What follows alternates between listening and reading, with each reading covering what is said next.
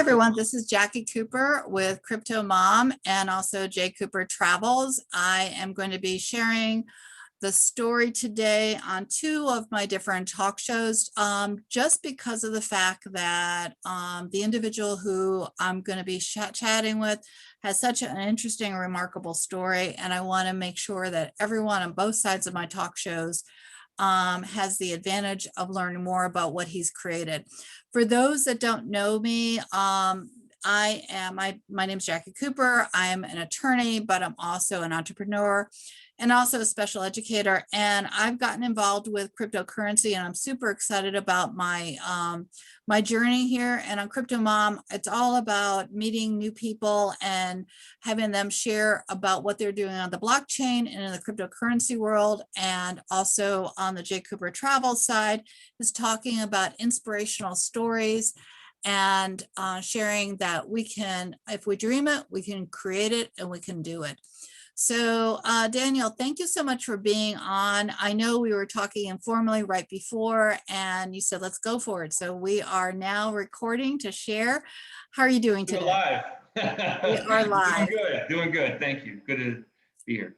So I connected with you on LinkedIn, and on your profile on LinkedIn, you have what's called a Blockcard, and underneath it says, let's change the world.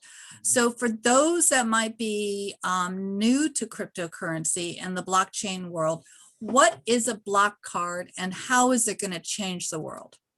Well, Blockcard basically it kind of interconnects cryptocurrencies to the traditional systems, banks. We have a bank account, FDIC insured, the card itself, but you can spend. Everything's converted into cash, of course, into fiat. But for the customer, what's cool is they get to keep their cryptocurrency in their e-wallet until they make the decision to spend it, right? And then it converts into cash. And so, I mean, I think what's going to change is when people think of cryptocurrency, they usually think about Bitcoin, which is, by the way, amazing. Everybody should have some Bitcoin because I really believe in it. But the truth is, when I say cryptocurrency, I think of just digital money on a blockchain rail. And what that really means, like, people are like, well, what is that? Who cares, right? The difference is that you'll be able to be your own bank and custody your own money. It doesn't have to fluctuate. It's just stable money. And you can now peer-to-peer, without requiring the services of a bank, you can do all the things you wanted to. The concept of the unbanked will hopefully be this just crazy idea in the future, hopefully. And I'm really excited about what we're doing because I think we're at the beginning of something very special with the way that the world is going to work in the future for generations. I agree with you. I definitely agree with you. I stepped into the world of cryptocurrency last June, and I have started with a small investment.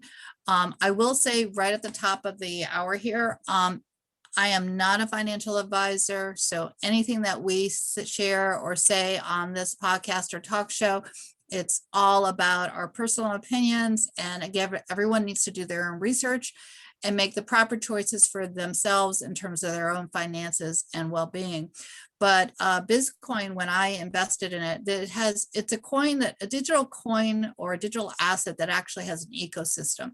So what really intrigued me about what you are doing is they also are have a point of sale operation. They have the ability over in Europe at the moment of moving crypto to a credit card. And what intrigued me is you're based here in the United States. Damn right. And and as am I. And the name of your company is, help me if I don't want to mispronounce it. Ternio. I'll help you avoid any possible. I've heard Torino, is it Gran Torino? That's Ternio. Exactly. And so when I saw that you're United States based, and also you have this opportunity to use a card to move, again, that creates flexibility. And I agree with you that individuals are going to have choices right now, but they're going to have even more choices to have their currency be not in a traditional banking structure. Yeah. And what you're doing on the blockchain is is remarkable. So step by step, because I had mentioned that I was going to actually create an account and then go ahead and talk about it, but we decided to record right now. So how easy is it to open up an account? Does a person have to verify who they are, which a lot of wallets do have know your customer About to verification. go through that. Yep. Yep. And then can you buy directly currency from your platform, or do you need to move it from another wallet to where you are? How does that work? Good question. So most important thing is it's 5 minutes to sign up. It's free. We'll give you a bank account if you want. We'll give you a card, Blockcard if you want. After you do your KYC, which is very quick, then we give you a virtual card instantly. So in a matter of 5 minutes, you can fund your account with crypto. If you don't have crypto, you have to plaid the money in through the traditional wires. And then the old way of doing things, the current way, is so old school, right? I mean, I could literally get money. You're in Maryland. I could probably get you money faster through carrier pigeon than through the bank system. And we live in a different world now. We're using ACH, which was 50 years ago. Okay, so unless you want to spend $40 for a wire, which does not make much sense.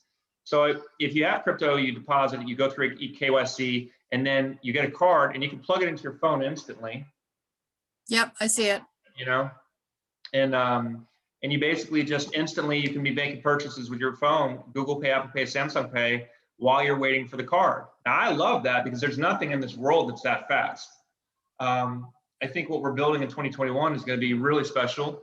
But the main thrust of it is that, and relative to, we have our own token, of course, everything works off of our token, but we really try to educate people, try not to get people to speculate. You have to be careful. There's a lot of bad stuff in the ecosystem, as there always is in any ecosystem. So just be very careful.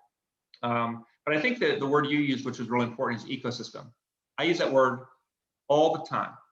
And I think that that's the fundamental difference between the tokens that make sense to me and the ones that, another word of saying is utility, right? If there's usage, and then you get into like this network effect. In the beginning, it's hard because they don't know what it is, they don't trust it. It's usually driven by a lot of speculation in the early days because they're like, if I get in early, then over the long haul, I understand I got in before anybody else even knew about it, and then maybe I'll get the next Bitcoin. There's certainly a bunch of that, but building an ecosystem that has a real world application is the core functionality of, I think, what if someone's going to have a token, it better have that or it's useless. And many tokens don't have an ecosystem, honestly. So you mentioned that you have a token. Is it built on the Ethereum blockchain, or how does that work? Well, we do have an ERC20 token called Tern, but because our token is Tern, but ERC20 is very expensive in terms of gas fees, and most people don't know that. Since it's peer-to-peer, the network is taking care of it, and so there's nobody to charge in between. There's no bank to charge us, but there's a cost for the network to manage it. And because of the nature of the Ethereum blockchain, which is one kind of blockchain, those fees can be ridiculous. 10, 15, 20, I've heard people say $100. That is not better, cheaper, faster than the banking system.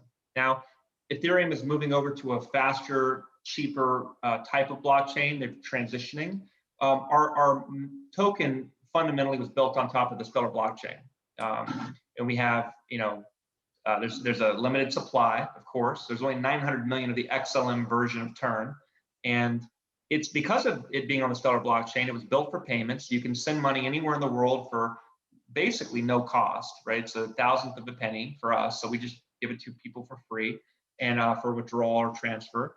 And, to me, that's the nature of the future of blockchain. It's what's called a proof of stake blockchain. But fundamentally, I think nothing is stopping us. The reason we created an ERC20 token, we burnt 100 million XLM-based tokens or Stellar-based tokens and created 100 million, because we're only ever going to have 1 billion total. Because having a scarcity to it is really important. As we learn Bitcoin, you got to have scarcity, otherwise there's really no value at the big picture level. But it's about, ERC20 does a lot of really amazing things with DeFi, with smart contracts. And if let's say, for example, Uniswap is a pretty big exchange that does more volume than Coinbase, if people are trying to transact in certain places where you tap into this ecosystem, you can't do that with an XLM-based token. You have to have an ERC20 token. So we have this, we have that, and maybe one day we'll have another, but all turn within that 1 billion framework. But the point is, we want to be able to give utility to wherever our customers, whatever kind of blockchain they want to use. But we think Stellar is a great blockchain for us. So there are two things that that you mentioned. I just want to bring up. Well, actually, you didn't mention it while we've been on recording, but you did mention it before. You actually have a white paper. So one of the things that, for those that might not be familiar with cryptocurrency, if there's a coin or a token, you do need to look at the white paper so that way you can see what the direction is. Because that's the vision of where the coin is going. You mentioned Stellar. Okay, Yep. So I'm not familiar with Stellar. Right. It's a fork of Ripple. It's a fork of Ripple. Oh, okay. Jed McCaleb was the founder of Ripple, the technical guy who built. He was the first. So it's part. Do you know Jed McCaleb's story? I don't know the story. I know the. Okay, so you remember Mt. Gox? I'm still learning all these names. Well, now I'm going to have to educate you and your users, your followers. Thank you. This is actually really important in the history. Now, this is actually an important moment in time people have to learn from. Mt. Gox was the first of its kind. It was a Bitcoin exchange. Forget crypto, it was a Bitcoin exchange, okay? Bitcoin was all that ever existed. It was the only one. And if you wanted to trade Bitcoin, you went to Mt. Gox. And he created it, Jed McCaleb, he created it, but then he was worried about the possibility around some legal issues because there's a lot of regulatory questions. He sold it. So then, because now you have a third-party centralized exchange, Mt. Gox, with all of people are they put all their trust in this Mt. Gox. They're trading. And they have all their Bitcoin, and it gets hacked, and all their Bitcoin's gone, and Mt. Gox goes bust. So meanwhile, the customers lose everything. There is no FDIC insurance. You lose everything. If you had $100,000 worth of Bitcoin, it's gone. It's all out, right? It's devastating. But Jed wasn't there for that. So fast forward, I don't remember the timeline when that all happened year-wise, but Jed started Ripple Labs with some folks, built Ripple technology, which is kind of like an iteration on top of Bitcoin. Bitcoin's what's called a proof of work blockchain. But Ripple started with a proof of stake blockchain created by Jed McCaleb and others.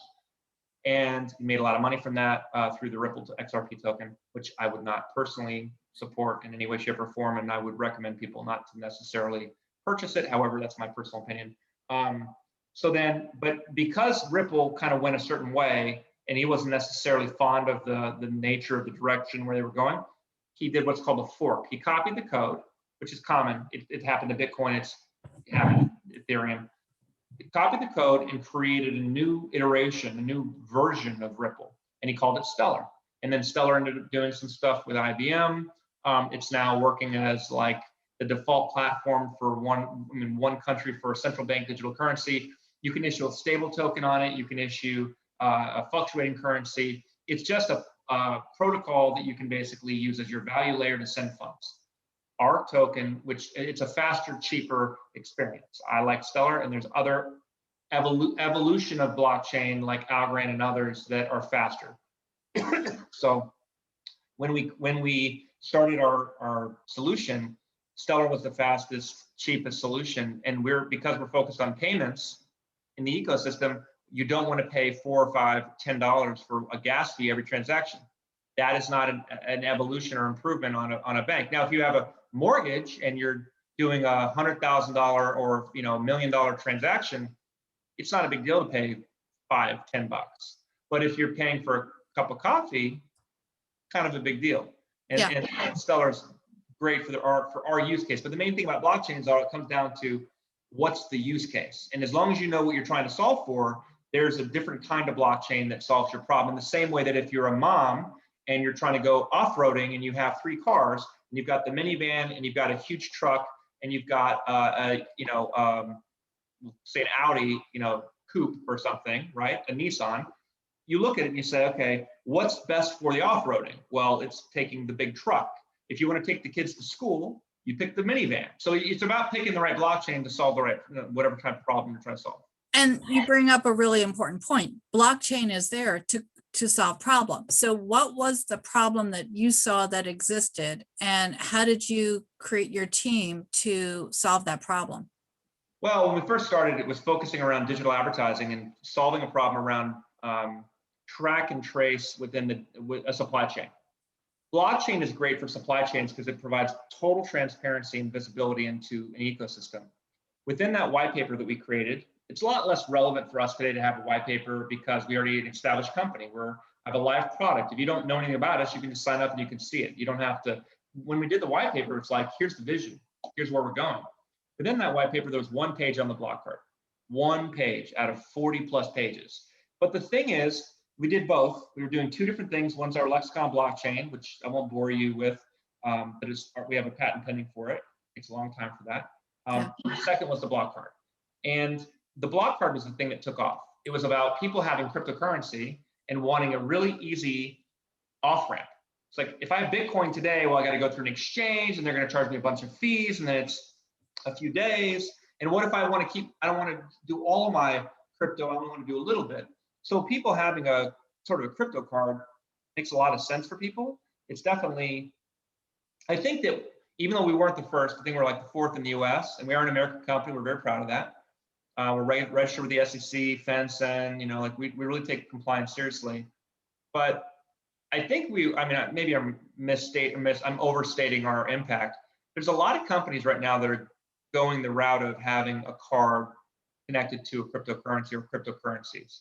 And I because we white label our technology to other companies, I do think we were a big part of facilitating that rush into it, because we regularly, tried to we have big customers, we have big clients that currently work with us as a white label partner, but we were always talking to people in the cryptocurrency industry.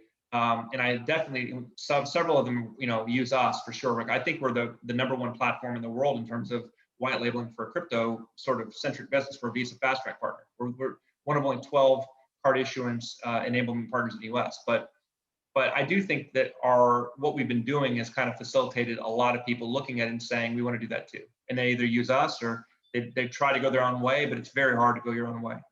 So how is what you're doing different than what PayPal's doing or some of those other platforms which assist with transactions? Well, PayPal is a great example. I'm glad they're doing it. Let's just say you buy Bitcoin through PayPal. You buy Bitcoin and they won't let you do anything with it. It is in a closed loop environment. Now, I don't think that's because PayPal is a bad company.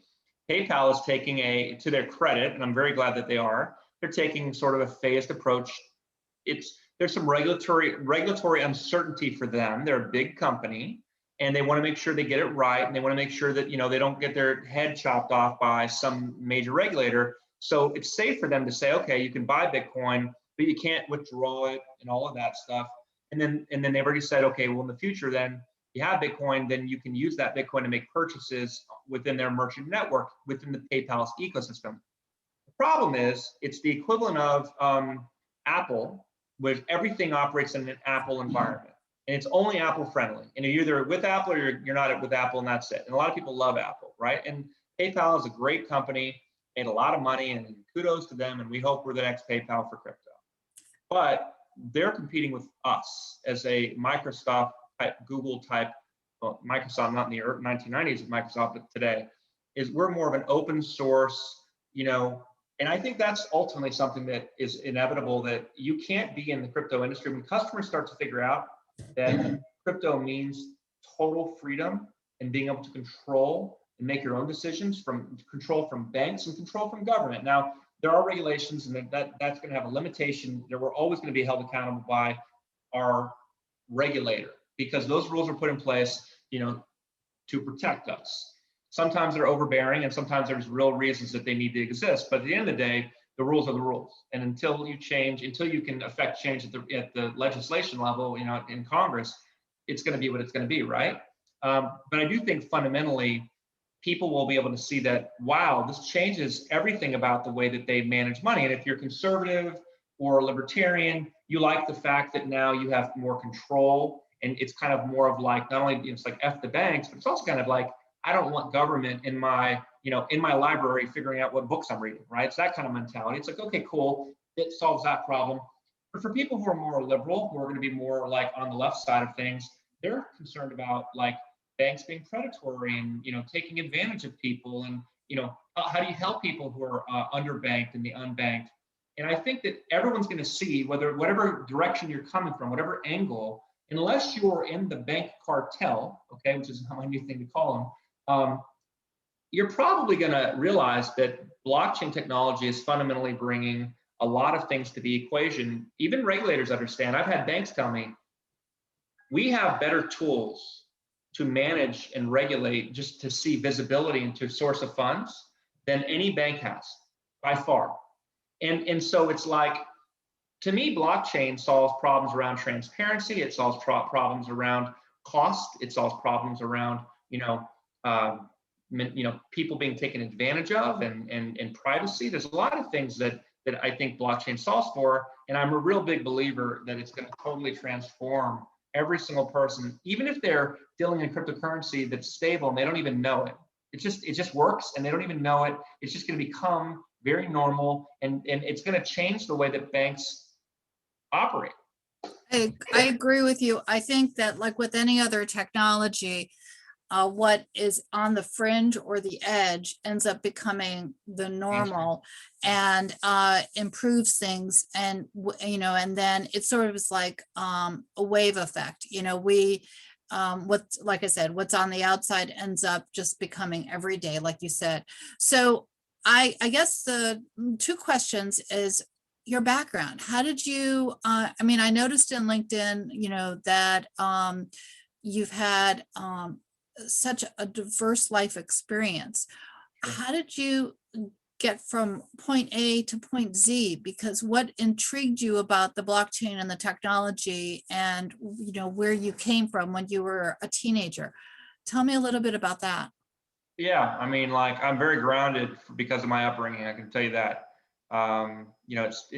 My formative years will never be forgotten, and I hope to pass what I learned over the years to my children. And I really hope that I don't raise spoiled brats. If I have to put them in Wyoming for a summer and chop wood, or take them around the world to see, whatever, I definitely hope that I influence them in a positive way, and that they become better, good people. Good people is the most important thing, more than anything, that they're happy. My career was for a long time about just running operations. I started as a kid. I barely graduated high school because I was taking care of myself early. Been on my own since I was 17, and I went to college, but I was working so hard. I was working like 80 hours a week, and I just kept getting promoted everywhere I went. I got promoted, and I kept moving on and getting promoted. And I did well for myself, and I was working in, large corporations, mostly some major private corporations, but I basically managed a lot of people. I've hired over 500 people in my life, managed businesses over $60, $70 million in revenues a year, and I did that for such a long time. And I had this like ability to go on my own, and I basically said, hey, I'm giving notice. I'm out. I actually said I retired, which probably not the best word. I was like, I'm out. But I really meant was like, I'm out. Like, I'm not, and God forbid, I'll never work for anybody else again other than my customers and my board. But, I really, now it's like, well, how'd you do it? Well, I started a few successful, one of them was very not successful, but very successful businesses that did really well, that allowed me to financial freedom, the ability to, go my own way, and to be able to sustain my own family. And what we saw with Ternio was an opportunity to solve a real world problem using blockchain. Blockchain is often like, artificial intelligence and other types of key buzzwords. There's oftentimes a lot of overhype on things, and it's like the Gartner hype cycle. But the truth is that even though blockchain can often be overhyped and oversold by people who don't know what they're talking about, or they're just, charlatans, at the end of the day, the underlying technology, in my opinion, is going to be the transformative thing. It's the financial internet. And people need to do more than educate themselves on Bitcoin. They really need to understand, first of all, read the white paper. It's 8 pages. If you don't read the white paper, then like you're missing out. And then if you start to really dig into like beyond the price and you peel back the onion, you start to figure out what the technology really is, you start to realize like this is going to affect everything I do.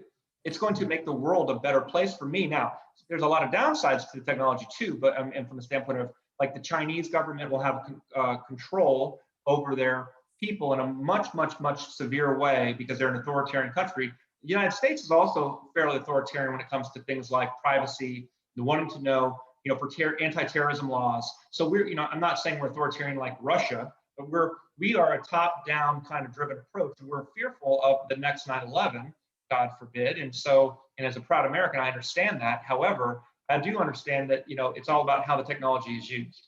So how did I get into it? It was about really trying to solve a real world problem using new technology. And this is probably like a horrible, horrible analogy, but I always say it anyway, and because I just don't care. So this is the equivalent of like the Mormons. So I think it's funny. So like, you know, the Mormons consider themselves Christian, right? They have the Old Testament, they have the New Testament, and they have the Book of Mormon, right? So they have all the stuff that everybody else has in the Christian community, but they have an additional book. So we are the Mormons in the sense that we deal with all the old stuff, the old legacy stuff, right? The Old Testament version of financial technology, the wires and ACHs and debit cards and all the stuff that deals with that. But we also have this sort of new technology rail, and that's blockchain. And I think that the Fed, and I think every other major country in the world is going to have their monetary system that will continue to operate the same way that they do today. They'll continue to print money in their own monetary policy, but they'll be doing it on a new technology rail that wasn't built 50 years ago. I agree with you in terms of just how we're transitioning. I know that you probably had to research a lot of the laws in the United States because each state has different regulations. The Yep. government has different regulations. The IRS has a different definition of cryptocurrency than some other places. Before we sign off, because I know we'll have continuing conversations because I'm super excited about what you've created. How did you figure out how to navigate all those different rules and laws? Because that's very complicated. It is, and in the 2000, it was even more complicated in 2017. You know, so the problem is it's a complicated issue, and there's a lot of people who have opinions on. So if you ask 10 lawyers, especially in 2017, probably a little bit better now, there's more guidance today, okay? It's an ever evolving, quickly evolving guidance. But if you'd ask a bunch of people in 2017 who are experts in their field, you get a lot of different answers as to what the right answer is. And what you'd end up doing is spending a lot of money. In the beginning of your startup, you don't have a lot of money.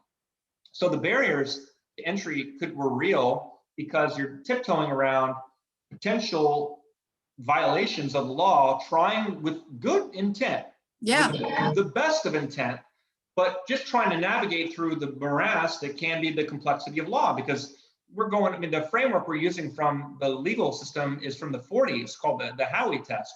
So the SEC, which regulates securities, says, okay, well, this cryptocurrencies meet the standard. Most of them, not Bitcoin, they say, but like, most of them meet the standard for the Howey test, which means it's in our purview. And like to your point, you're like, so, the SEC says it's a security, FINRA says it's money, the IRS says it's property, like they all have different definitions to fit within their own scheme because there's not been any new laws to kind of on the books yet, and hopefully there will be. So what we did is we just had to really, really educate ourselves. Very, very, a lot of companies basically avoided doing business in the United States because they were fearful. Although it's funny, a lot of those same entrepreneurs are from the United States.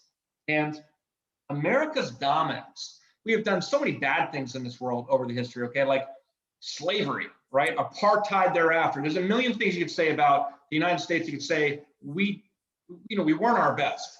However, if you look at the things we've done as a country to make the world better, just from everything from food innovation to technology, there's so many internet. The internet is because of America, because of the United States. So there's a lot to be proud of as a kid from Texas. When you say, you feel like you're part of something great, And our Yeah. country has potential. We don't always demonstrate it. We always have potential to really bring like greatness and export that to the world. And I think what you find is a lot of entrepreneurs in the United States who have this kind of like energy here that there's, you know, we can go our own way, we can make our own path. We just need laws that people need to feel comfortable with, that they can work within. And so it just takes doing a lot of research, making sure that you are trying with the most, I mean, it just a really, really learn a subject. And I can tell you that from a regulatory perspective, I delved into and I dove in head first, and you're an attorney. It's very complicated stuff. I dove in head first and I observed what everybody else was doing.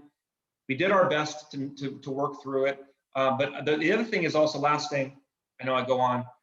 In the United States, there's a state level and then there's the federal level. Mhm. And it's like banks have an exemption from the state level. So if you want to do something without having to get 50 different money transmitter licenses, you require having a bank relationship where you can kind of work in a de facto, like as an agent of that bank.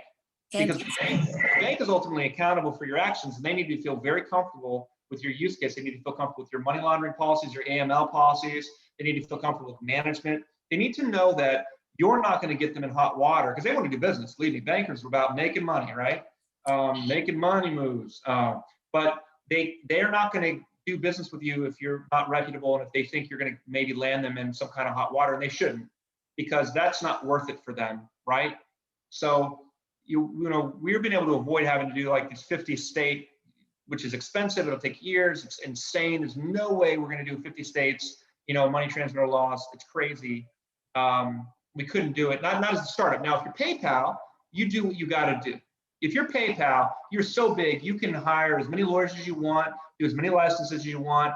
You're fine. But when you're starting a company, you don't have a law firm you can pay $350 or $450 an hour or more to be able to get you all of these things done. You'd be broke before then, unless you were already personally financially wealthy, or unless you were able to raise enough capital that could get you there, not only for the licensing and that legal stuff, but also then building a product and all that stuff. So it's not reasonable for the normal person to have to go through all that. So you went on the federal side then? Yeah, everything we did it at a federal way that allowed us to basically navigate around that. Oh, by the way, we also we registered with the SEC. So we did a Reg D early in because the SEC says this is a security, and there are certain rules around that. And we're like, okay, well, that's the rule. Then and we were very careful. And one of those things is you can't speculate. You can't tell and this is one of the problems you have with charlatans in the industry, is people are like, oh, they're selling this token, the concept around, it's going to make a lot of money. It's going to 10X, it's going to 100X. And they're selling people this dream. And maybe at the end of the day, 10 years from now, maybe there's something there. But the thing is, that's not what you can tell people, and you can't speculate. It's not legal. Right. You can't. And so we don't ever speculate. We focus on saying, hey, here's our product.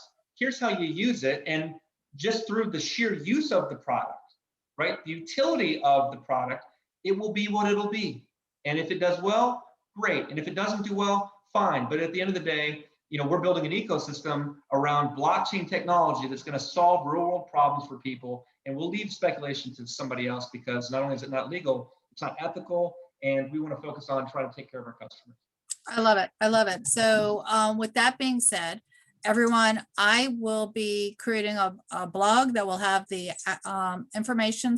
And you'll be able to definitely check it out. And also on my YouTube, as well as on the podcast, I'll also have the various links, so that way you can reach Daniel and also his company, so you can check out everything. I truly appreciate everything that you've said today, because it hit so many of the questions that I had. And I'm super excited to be able to learn more about blockchain technology and the problems that it's solving, and to explore everything that you're talking about. Thank you so much for being on. Thank you. It was fun. I had a good time.